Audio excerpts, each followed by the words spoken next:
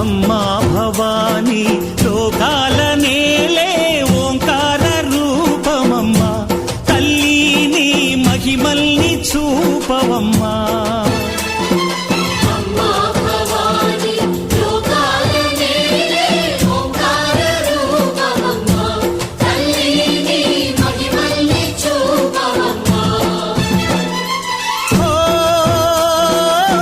సృష్టికే దీపమా, శక్తికే మూలమా, సింహరథమే నీదమ్మా.